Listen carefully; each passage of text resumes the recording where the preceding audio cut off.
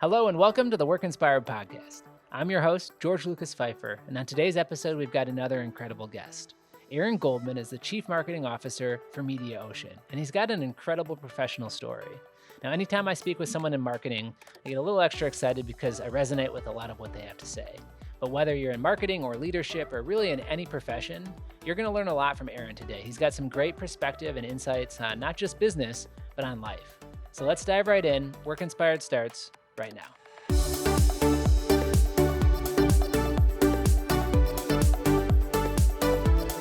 Aaron, thanks for being here. Excited to have you on the show and to pick your brain a little bit about some important topics today.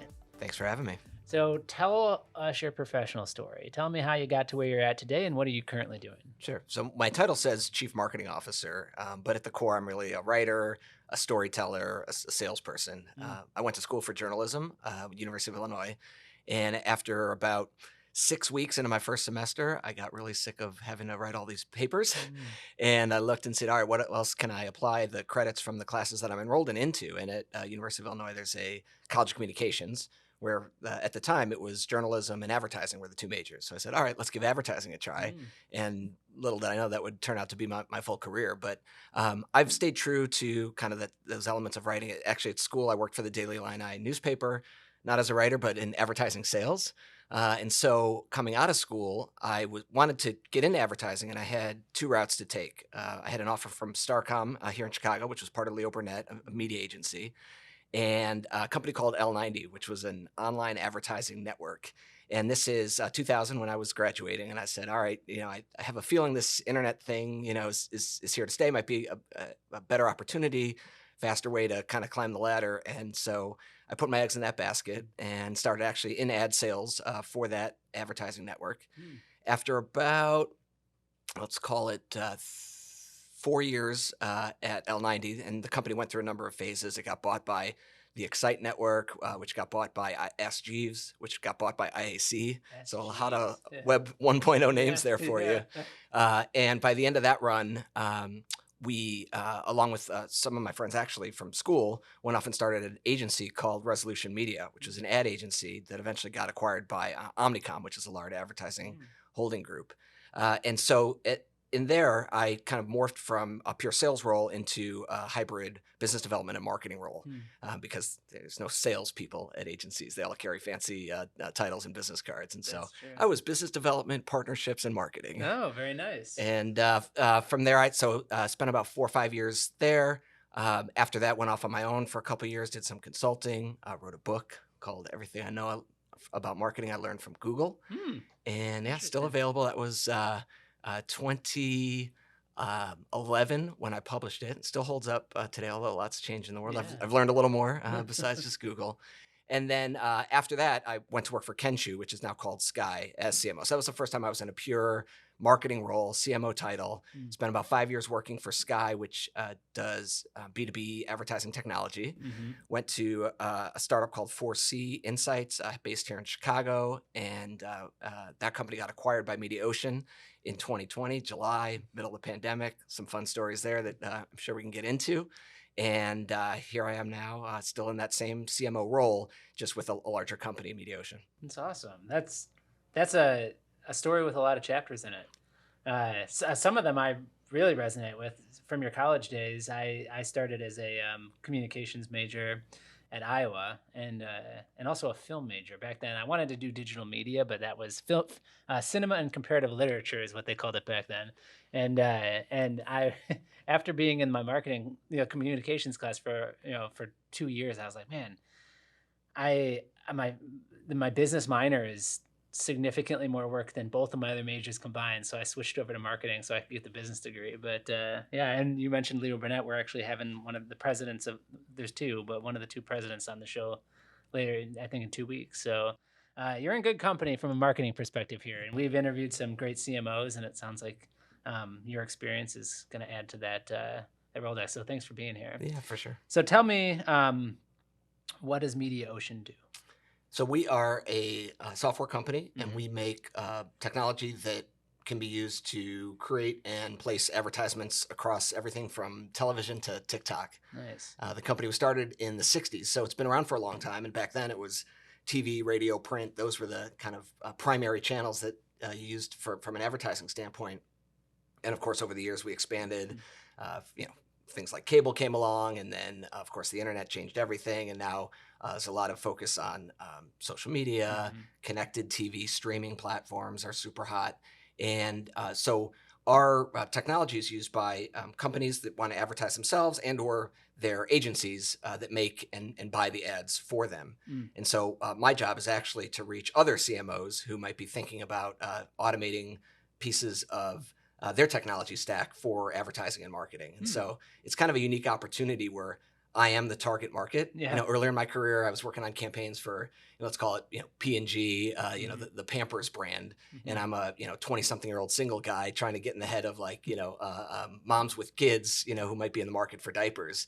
Now I have the benefit of being exactly who I'm trying to reach. And so I can think about, all right, if this message is going to resonate with me, it's likely it'll be appropriate for our customers and prospects too. That's cool.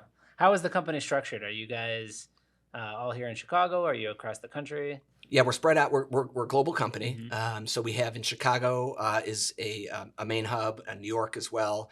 We have offices in other parts of the U.S., and then we're also across Europe and Asia Pacific. We are about 1,500 globally in terms of employees, and about half are now working remotely. We were pretty much all in person pre-pandemic, and so we've had to adapt, of course, to more of a hybrid mode, and we can talk about that. It's been an interesting journey, to say the least. Yeah, so obviously, I'm guessing that your business is one that could be done remotely, and not an essential, needs to be in a manufacturing line or in a hospital type of a setting, right? So correct. You it's information work. Sure, right. So largely, probably a significant portion of your workforce, at least in America, because I know each company handled the pandemic differently, but you probably went home during the pandemic due to lockdowns, right? And so the journey back, has it been, do you have a number of employees? You said half. Are they fully remote, or are they part remote, part come to the closest office? How does that work? Yeah. So at this point, probably half are fully remote. The other half I would call hybrid. Okay, gotcha. So we have some people who are coming in, 5 days a week. That's their preferred mode of working. We haven't had any sort of mandate on return to office. We're trying to be very flexible, inclusive. That's helped not just in terms of employee retention and satisfaction, but also in terms of our ability to scale and service, because we can now hire the best people wherever they are, anywhere in the world, without them having to be living in one of our hub cities. Sure. Yeah. So it's helped from that standpoint. And it's still a work in progress to figure out that ideal setup so that everyone can feel a part of that same sort of common core culture. And then from a just operational standpoint, we're still a work in progress along those lines. But each day, month, and now it's, I guess, been years at this point, we're getting better. Yeah. Is the plan to continue do you feel like you've hit it sounds like there's still some things you're working out, but as a way of working, does this feel like the future to you? Absolutely. Yeah. So we're embracing it, again, trying to, improve it, but rather than try and go back to the way things were, we're looking at the opportunities that are now afforded to us by this new sort of working format. Okay. And so, everything from how we structure our teams and our day-to-day schedules, the way that we interface with our customers, we're creating new avenues so that you can do that in both a in-person and or a virtual type of setting.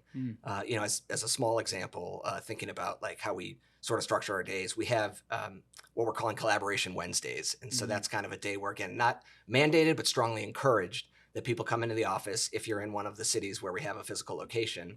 And we structure those days where it's trying to avoid a lot of meetings, and individual or one-on-one type of sessions that you would, we can do those over Zoom when we get back into our homes. Trying to do group meetings, group sessions, think about those days as opportunities for workshops and brainstorms and problem solving, as opposed to more of the individual contributor work that you can fill the rest of your schedule with. Sure. Since you've got half of your workforce that's fully remote and probably not able to come in for those days, how do you bridge the in-person and the remote teams in the name of collaboration?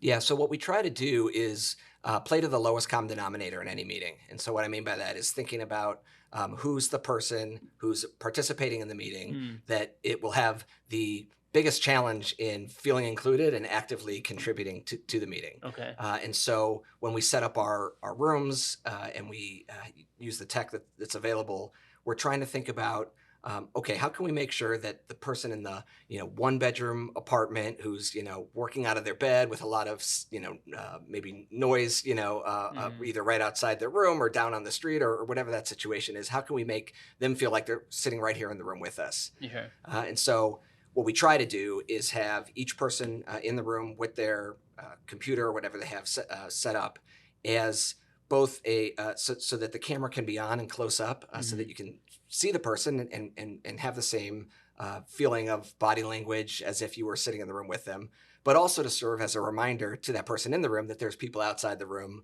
who aren't, there physically. And so you need to be taking them into account, making sure they can hear, making sure they can see, replacing, when we would normally go to the whiteboard, we try to do it on a shared screen and having what I would call just a general ethos of empathy. And that's kind of like a core common cultural value for Mediaocean, that empathy of thinking about, okay, is everyone who's a part of this session actually here, with us if not in body, in spirit, and then that allows us to get the most productivity out of the situation.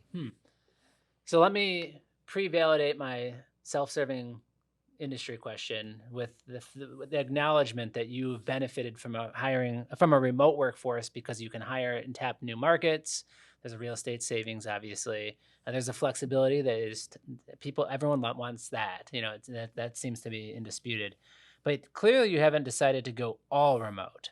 So you still have some corporate spaces in which you, even if it's only Wednesdays, you encourage people to come to. Why? Well, at the end of the day, there is no replacement for that in-person experience. The bonds that are formed between people when they're together in person are impossible to replicate from a completely virtual standpoint. We like to think of our offices not as workspaces, but as really just collaboration spaces. And so the way that they're set up is meant to bring people together and take advantage of the fact that we're together physically rather than, a bunch of cubes where you can just go and do the same Zoom calls that you could have done from home. And so both setting up the office that way and then also encouraging people to come in then allows you to get that benefit, that value of that in-person experience. I think too, there's conversely, there's ways that we're trying to reproduce the in-person experience when we're back then in our virtual settings. One of the first things that I did when the pandemic started was I went out and bought a actual water cooler and I put it in my spare bedroom that I was using as my office, and it was in the background of every Zoom call that I was on as almost a reminder that, hey, we may not be, let's not just start this meeting right away, get to the agenda and the deliverables and the, next steps. Like, hey, let's recreate some of that water cooler conversation. Let's check in with each other as people. Those are some of the things that are some of the biggest benefits of being in person that are super important. In our meetings, I start every meeting with what I call the cooler round, which is like I pick a different icebreaker or some sort of get to know you depending on the group that's in the meeting, and make everyone go around and answer the prompt as a way to remind ourselves, first of all, remind ourselves that we're all people here and that building of connections and understanding is an important part of how we work together. But then also it's just a chance to give everyone a chance to just come off of mute and speak up. And you'll find that later in the meeting, they're more likely to contribute rather than starting the meeting on mute and staying on mute the entire way. Makes sense. I remember during the pandemic, some of that felt forced.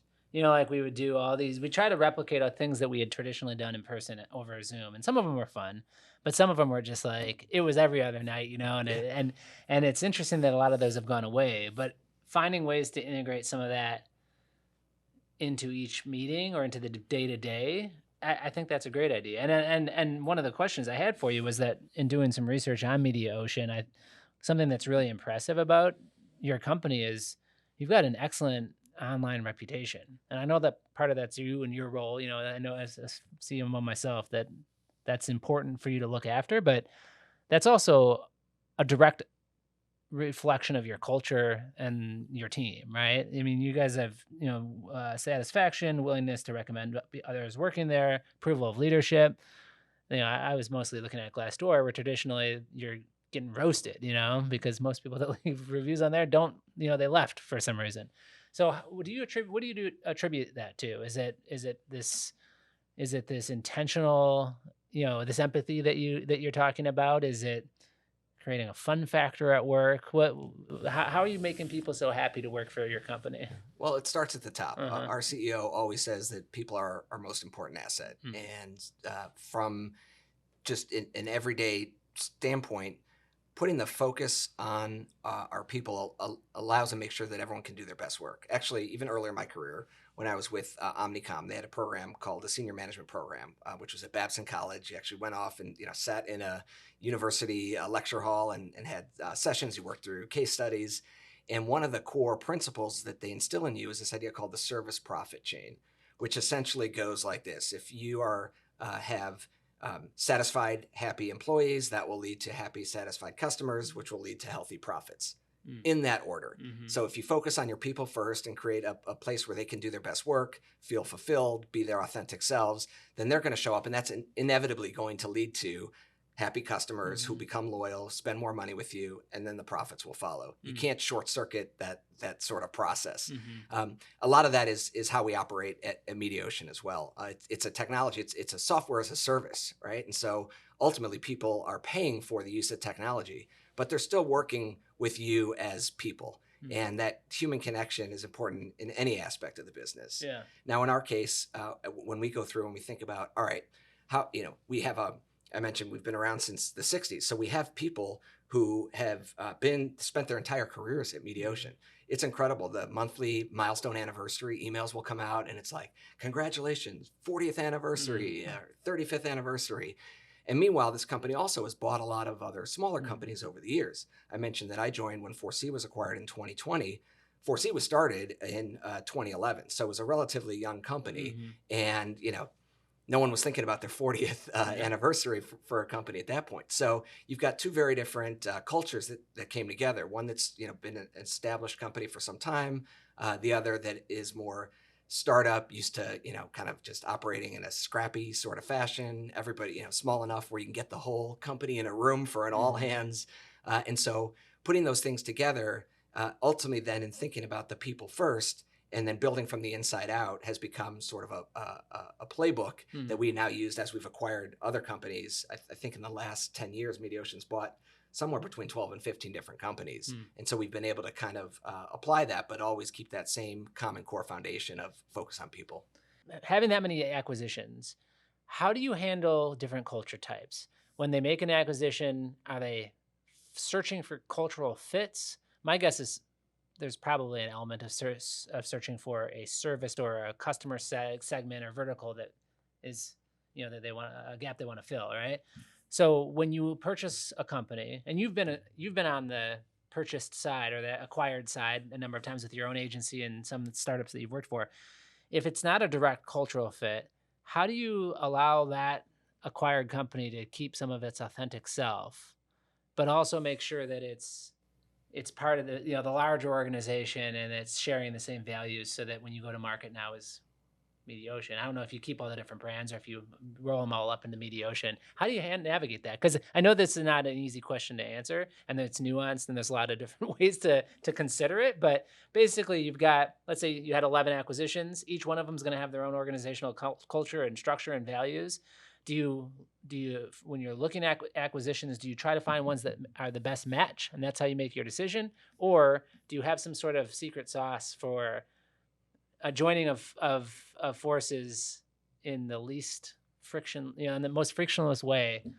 What a long question this is, but you know what I'm saying? Like it's I know this is a challenge that large organizations have, and also one that acquired organizations have. We're not as big as Mediaocean, but we're an ESOP company, and we've acquired a number of businesses, and we do try to find a natural fit. That the two companies have synergies and share same values, but we also don't try to come in and say, no, you're going to do this now, even though you've done that for many, many years. Yeah, I think that's the right approach, and I certainly won't claim to have the perfect answer. Sure. We haven't figured it all out, but it is definitely a combination of allowing the acquired company to play to their strengths. There's a reason that you bought them or we acquired these companies.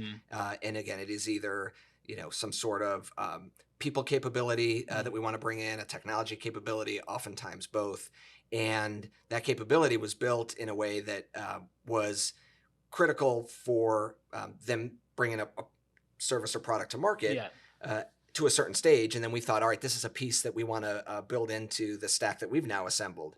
In some cases, that requires just leaving them alone to keep servicing that segment of the market, and we can, bring them into a conversation with a customer when it's appropriate, do a cross-sell, upsell type of thing, and otherwise, they keep the same name and platform, and that continues to operate almost independently.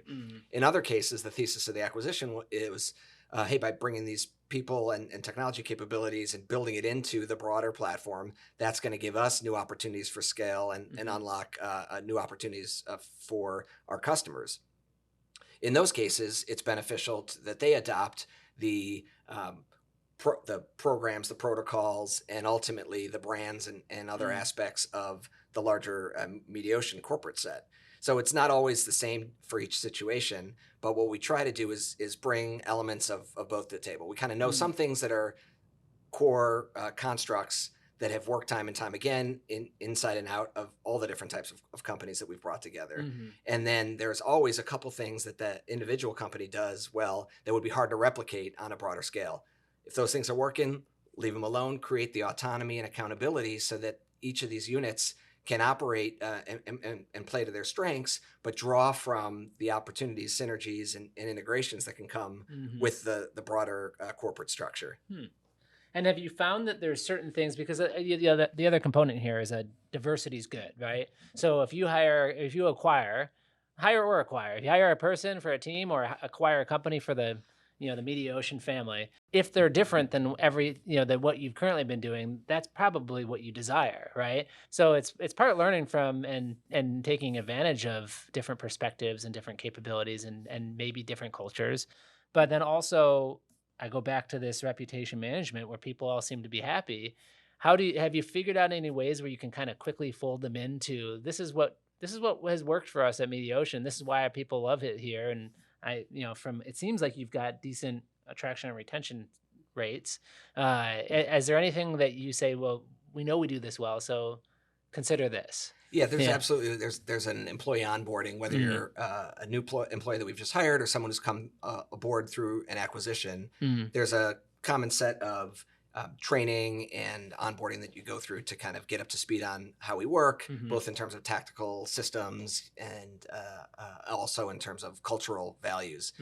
We're also pushing ourselves to find new ways to not just work, but also enable work. And what I mean by that is there's full-time employees, and that remains the largest component of how we ship our product and ultimately deliver for our customers. But there's also opportunities through freelance type work, fractional type work, where we can augment different aspects of what we're doing. We're also looking at expanding the who and how we consider roles for full-time work. We just started a policy called Tear the Paper Ceiling, which we didn't invent. That's a common thing. And the idea is looking for what's called STARS, which is an acronym that I'm going to try and see if I can remember. I don't, but it has to do with people who don't have college degrees and not requiring that as a prerequisite for being a full-time employee. And so in addition to looking for talent, not just location-based wherever they are now that we're in a hybrid world, but also skill-based and experience-based, that may not be the conventional way that we used to hire in the past. And so a lot of those things that we're instilling into our recruitment process are changing how we operate and ultimately who we are as a company. And I think it's really important to keep sort of pushing yourself to do that, especially as in our world, I talked about, going from a media and advertising world where it was pretty much just television, radio, and print now to, every single app, website, blog, social media platform. You need people who understand those intimately. And that's oftentimes people who aren't the kind of traditional candidate coming through the door. That's interesting because it feels like change is coming to the education setting. In fact, we're going to be interviewing a design leader that specializes in that from Gensler in a couple weeks. but I haven't heard of a company that's putting it into practice yet. So I'm gonna look into that. The tear the paper ceiling Yeah. and stars. Mhm. As a father with young kids, I'm very interested to know what's the future of higher education from a cost perspective mostly, but also it seems like there's other ways to get education now. And we talk about some disruptive technology, and you guys are a tech company. I do want to talk about that, but like that's education. What are let's just dive in. What is your vision for the future of work? What do you guys see as not I don't like the term new normal, but like what do you see as coming up and something that you're preparing for, or opportunities that we might want to get ready to seize? Yeah. Rashad Tabakawala, who's a longtime Chicago ad person, actually part of the Leo Burnett Publicis family, Mhm. likes to call it the new strange, right? Mm, It's not the new mm, normal, I it's the new like that. strange, and we Yeah. just have to get used to it. Yeah. The thinking from my personal perspective Mhm. is Mark Zuckerberg actually was onto something with the metaverse. I think that the future of work is going to resemble some combination of AR and VR driven experiences where we can be working in a way that is irrespective of physical location and collaborating with people in ways that will really stretch our boundaries. Mm. Now, there's some, of course, a lot of pitfalls in there and ways that can go horribly wrong. But I Mm. think there's a lot of cool opportunities that if we can get it right, will really change the game for how anybody in any industry works. There's actually a cool, he was just on a podcast with Lex Friedman, and they recorded the entire podcast in the metaverse. Mhm. They had photorealistic avatars. I think they call them Kodak avatars. And they were in separate cities, but had I don't know if it was Oculus or whatever, I'm sure it was if it was Meta Mhm. and Zuckerberg, Mhm. headset on. And it was as if they were sitting in the same room. They could see each other and understand proximity in this space, see each other's expressions, and carry on what you can envision to be a type of future work type of setting conversation. Mhm. Now, park that aside and think about what Apple just came out with its spatial computing platform, and the idea to take a physical space and now overlay it with everything that you might be used to from a computational standpoint. And that combination of being able to, it's almost like the thing I kept thinking about, and this might date me a little bit with the Zuckerberg and Lex Friedman interview, was from Star Trek. Mhm. Basically, beam me up, Scotty, like Mhm. literally being able to teleport, into another room and be with someone and have, you're sitting at the bridge, on the Starship Enterprise, and being able to have all the buttons at your disposal to pull anything up at any point. It was science fiction back then, but it's coming closer and closer to the reality of how we can work every day. Mhm. And there's a lot of things, again, that could go wrong and could be scary about that, but also a lot of things that could be very cool, break down walls in terms of the barriers we've been talking about, whether it be education or opportunity. We talk a lot about DE&I at Mediaocean, Mhm. and the I being equity, which is different than equality, and we can save that soapbox for another podcast. But the idea that everybody has the same opportunities afforded to them, this can Mhm. create a new level playing field, and I think that part is really exciting. Mhm. Now, how far away are we from that outcome? Years and years, but I think bit by bit, drip by drip, even what we do today on Zoom or Teams is so much more advanced than what we were doing just a few short years ago before the pandemic. Mm. So it's not such a stretch to think about what it might be like to work in a space where it's completely immersive Mhm. with AR and VR capabilities. It's a very interesting topic. We look at the impact that the pandemic had on where people work and how they work, and it was a forced change, and society changed all at once, which I think, from a perspective of ushering in change, was one of the reasons why it worked, because there wasn't like this slow adoption period, right? It was we were all here one day, we were all at home the next day, and now I think some of the confusion is it's probably not an all or nothing solution. Some companies are going to be just fine being fully remote. Other companies are going to be just fine being fully in person. But most of us are going to be somewhere in between. And so now, because we're not told we have to be in the office 9 to 5, and we're not told we have to be at home because there's a pandemic shutdown, we're like, all right, well, what's the right balance, right? And each company has to find their own way. And that's where the right partners, or talking to your peers, there's a number of strategies to get there. But what we're also dealing with is just this consistent rate of change that seems, if you talk to the right people, that there's a Moore's law aspect or a compounding interest type aspect. That's the doublings are getting more. The curve is very steep now, and so the disruptive tech is changing so fast that I think one of the challenges people have is like, well, I don't have enough time to even like settle in on a decision I made a month ago, and I've already got to make 4 new ones. So I've thought a lot about the metaverse and VR, because VR has been around for a long time, and people couldn't get past putting something on their heads. Just I don't want people to be blind around people. What if I do something or someone does something to me? So this seems to be a situation that will either have to be propelled by some really advanced form of wearable, where it's like a contact lens, or you've probably seen this the thoughts. It's a little computer that you swallow, or something. But the other place is like, what is the impact of space in this whole thing? Because it's easy to imagine that virtual space could be anything. You could be anywhere with anybody at any time. And that's why I think gaming is so interesting. People are making real solid relationships in esports and with gaming. It's not the Nintendo that it used to be. It's community. It's social. It's culture. But then I also think, like, in our industry, we create places where people work. What's the impact? Are we all just going to sit in our bedrooms or in our living rooms in a nice comfy chair like that Bruce Willis movie Surrogate or whatever it was, where no one ever goes outside because you can do it all from your headwear? I don't know. I think the answer is yes, but it's way out in the future. Yeah. To your point, the pandemic accelerated everything. Mm-hmm.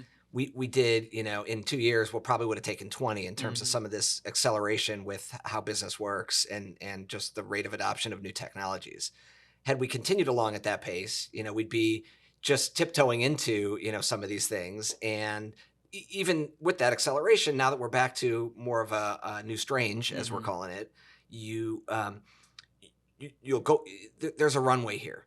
And I don't know if it's 10 years or 100 years, but there's still going to be a need for the physical spaces for the foreseeable future, and balancing the opportunities afforded that you can't replicate yet in the virtual world with the new opportunities that you can. That's where the magic's going to be made. And so, to your point, it's not all or nothing. You have to be thinking about both, but you have to be open to concepts that, like, what's working now may not work forever, and continually testing, learning, trying new things, and keeping an open, adaptive, and agile mindset. Yeah. And I think that too it's a balance of process and planning versus serendipity and what's the opposite of planning? Just, like improvisation. Yeah, exactly. Because I think that's one of the benefits of being together is I don't have to schedule every single interaction through a Zoom meeting or a Teams meeting or an email, where it's so linear almost. Whereas in a space where people come together, like on your, collaboration Wednesdays, there's probably a lot of unplanned or unintentional even output from that, right? And I think that's one of the values that we were having a hard time replacing through a screen or through isolation, that is. So maybe the future where we can have some of that in a virtual space through realistic, metaverse type technology, maybe that's the answer. I just wonder, it's very interesting to think how close will they be able to get to this? Because for me to be able to see, it's life, like shaking a hand, meeting someone new, walking into a restaurant where there's tons of people. I don't think the metaverse is going to serve us delicious food, but like, I do think that the benefit, just like with remote workers, is the limitations of geography will be removed. And you also layer in all the cool things that tech can do. You can be whoever you want. You can look however you want. You're basically a superhero in the tech world, right? There's just so many implications, and how does that layer into business is I guess my constant question. Yeah, well, and back to this idea of equity and opportunity, it does level the playing fields. Like, if we can make this technology affordable and scalable so that everyone in the world can use it, and that never really happens with new technologies. It usually starts with, affluent people who can afford it, and then it sort of works down from there. But when you have companies like Microsoft, people like Bill Gates, who really focused on solving larger humanitarian opportunities, it gives me some faith and optimism that it will be able to do that and level that playing field, so that, the benefit that we have of being able to both be in downtown Chicago and come and sit in a room and do this. There's millions, billions of people around the world who aren't able to do that, but could have that same opportunity if we were able to recreate this or just create it in a way where everybody can participate. The thinking of even just breaking down barriers of physical location, expand that to language, expand that to age and ability.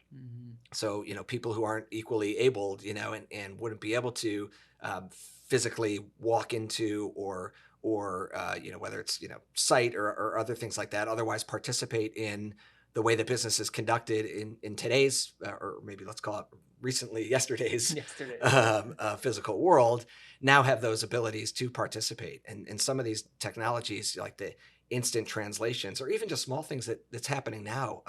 When we do an all hands virtual meeting, we can turn on live closed captions so that our teams in India who may not be as fluent in English, or maybe they talk fast like me because we've been listening to podcasts at 2x speed. We're on our second coffee, So it's impossible to keep up live, but they can read the transcript as we're talking and participate more fully in that conversation, much better than if they were there physically in person, frankly, because if you didn't have that ticker in front of you, I'm going too fast, I've lost you.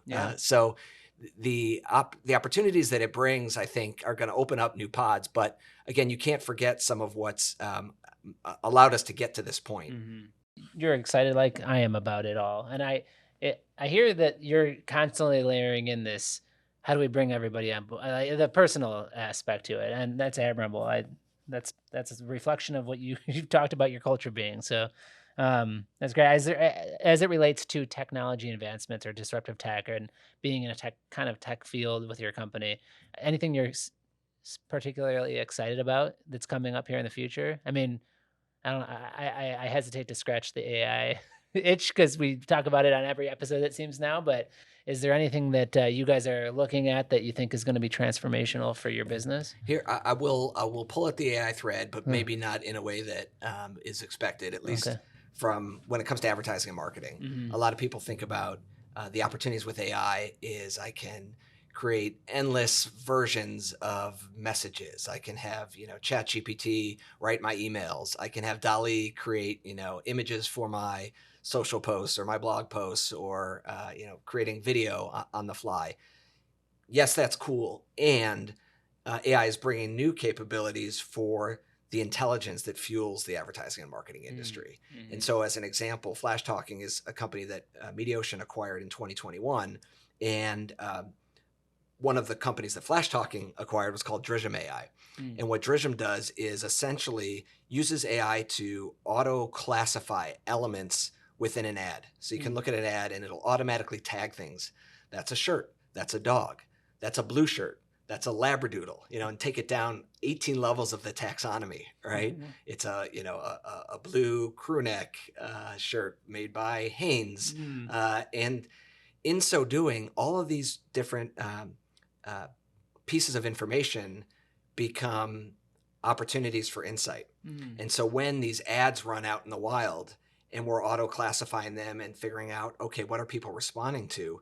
We can not only make the ads better over time by, if maybe we change the blue shirt to white or long sleeve to short sleeve, but also in terms of, okay, what consumer insight can we learn here? People are responding more to people who are smiling in the ad. Okay, maybe that's a no-brainer, conventional wisdom, but maybe there's a certain type of animal. Maybe it's not the dog that performs better. Maybe it's the guinea pig. I don't know why, but these are the things that, like, for you in the old days, it'd be like a focus group where we get behind a one-way mirror, give some people some pizza, and based on what 20 people who you've paid to tell you what you want to hear have told you, you come out with your idea. This allows you to get those insights in real time at a level of detail that's not been seen before, using the AI not just to break it down, but then also to put it back together. And that's where you get into okay, now create me an ad that's the best of the best based on all these variables. Or minimally, and I think this has been the big lacking thing with data traditionally, is just to put some sense around it. Like, do we need to hire a really high paid consultancy to run this research for us and then come up with a report, which I've found, like you just said, many times you're getting what you wanted out of it. You're paying for the results you wanted to hear. Whereas, you know, smart buildings, sensors in buildings have been around for a while now. And I've seen tons of data get collected that it just sits, nothing's done with it. And whether that's because the people that collect it only are looking at it for a certain reason and the rest it's just kind of getting wasted, or if people just are not trained on how to do it, or what I think is there's just too much. So, and there's not enough time, too much data, not enough time. So I think one of the things that I will be able to do is it's smart computing, right? So, and then when we get into quantum computing and it keeps speeding up, it should be able to make recommendations for us much faster, or to sift through large amounts of data and say, here's the top 5. But then it's going to have to be reliable, right? It's going to have to be good data. Right. So. You almost worry about getting to a point where, it's the AI talking to the AI, right? Yeah. So the AI runs the research, and then you say, okay, now AI, please interpret the findings. Okay, now AI, write the presentation to present to my stakeholders and what the findings are. Okay, now take action on those findings. And next thing you know, we've, worked ourselves out of the equation. Mm-hmm. Yeah. And that's, I think, part of people's fear with it, right? But at the same time, if it's the guinea pig that makes people happy, it's I don't think, I mean, it's ultimately looking at making our world more effective, at least in the current state, the current intent. So, so AI is on the radar for you guys, and this could be outside of your professional world. Personally, it's just something over the next 12 months that you're excited for. All right, I'll take the bait and go outside of the profession for a minute. So I have a side hustle doing trick shots. I go by the moniker Jude Perfect. It's the Jewish Dude Perfect. That's hilarious, because I would never have done this, but in the other interview we talked about today, I mentioned Dude Perfect. That's wild. Yeah. Okay. I've never even said that name before. That's awesome. So you're doing those types of, like, throw a basketball from the roof of a building into a hoop? In fact, you're on to what I'm hoping to do. So my goal for next year. So every year, on my block where I live, we have a block party where we close off the street, and that's my one time a year where I get to go out and do some crazy stuff with my basketball hoop that I can't do when there's got to watch out for cars and other things going down the street. And my white whale is a shot from across the street on the balcony of the neighbor's house. I've tried it every year for the last 5 years since I moved to this new house, and I've never made it. I'm up there for usually about an hour till my arm falls off and I just can't go anymore. And so this year, I actually made a shot from right under the balcony. Oh, wow. Because they were doing some work and they just didn't want me up there. So I'm feeling really good about my prospects for next year, and that's going to be my focus, is to finally hit the balcony shot. That's awesome. That actually brings up a work-related question I have is, I mean, what if by next year you can just have the app make it look like the basketball went in and we couldn't tell if it did or not? So I get that all the time. Yeah. People always comment on my videos asking, like, okay, did you really make it? And, did you just do that in production? Or how many tries did it take you? Because, of course, I only post the one that went in. Right. Yeah. So I've started doing things like showing the outtakes. I also make sure that I do multiple camera angles, and I always make sure that you can see the ball the entire time. And you can also tell by looking at my videos, like, I'm not Dude Perfect. I'm not high enough professional video quality to be able to know how I could I could even do that in the first place. It's me with a GoPro on my head and an iPad set up on right under the hoop. That's awesome. I love that. What's the channel called? It's Jude Perfect, Jude Perfect. Jude Perfect. At Jude Perfect on YouTube. Like and subscribe. Oh, well, I will do that. What's a resource that's been valuable to you in your career? Terrible transition, by the way, but it's something we ask every guest. So what's something you'd recommend to others? I've gotten a lot of value out of, I did some improv classes early in my career, and that really changed the way that I was able to approach work, and life for that matter. The whole idea of yes and working and really having to listen to people and respond to their prompts as kind of a core tenet of improv. And in a business sense, whether you're brainstorming or problem solving, the ability to draw from that experience, not just in terms of like the thinking on your feet and being quick-witted elements of improv, but really in drawing out from the other person or going, in the direction that they're leading, but being open to new possibilities, I find has been a great platform for just approaching life and work. That's great advice. I had not heard that before, but it makes a lot of sense. How about, and I know that you're far from retirement, but let's say Jude Perfect takes off and all you're doing is trick shots tomorrow, or into the future. What's some advice you'd leave for your team at Mediaocean? I think one of the biggest things that, as whether you're at any level in your career, is be responsive.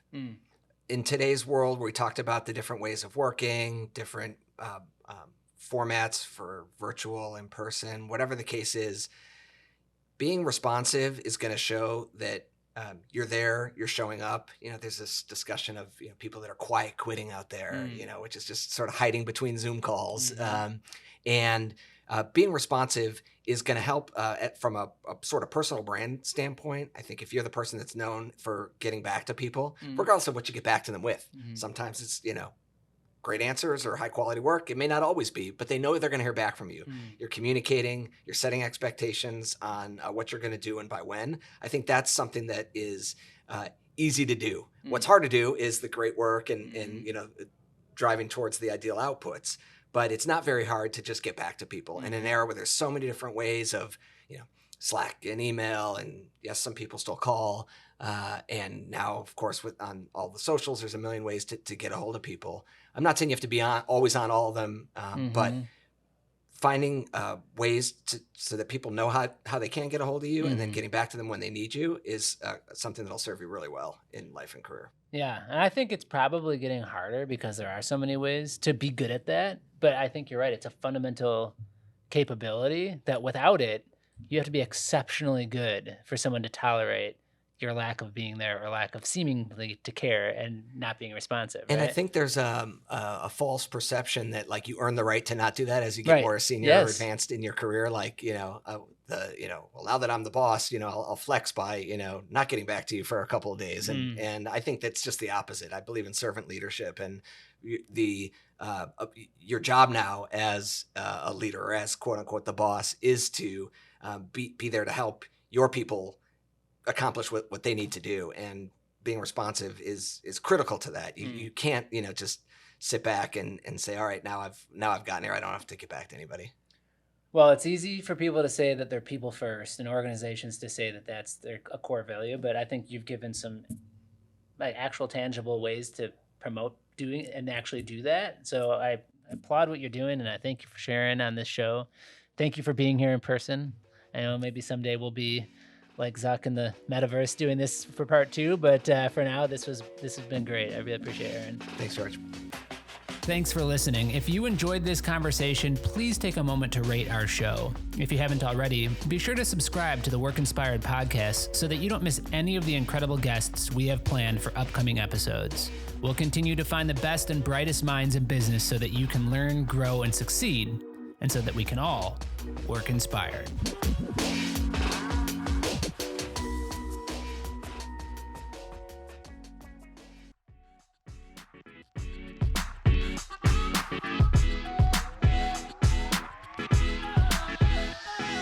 Work Inspired is brought to you by BOS, a leader in commercial working environments and a Hayworth best-in-class dealership. Experience our 360 approach and discover the team, tools, and techniques required to navigate the complexity of your next workspace at BOS.com. If you have ideas, feedback, or would like to be featured on our show, please email podcast@BOS.com. Thank you for listening. This has been a Workspace digital production. If you're interested in launching a podcast at your organization, please email info@workspace.digital for a free consultation.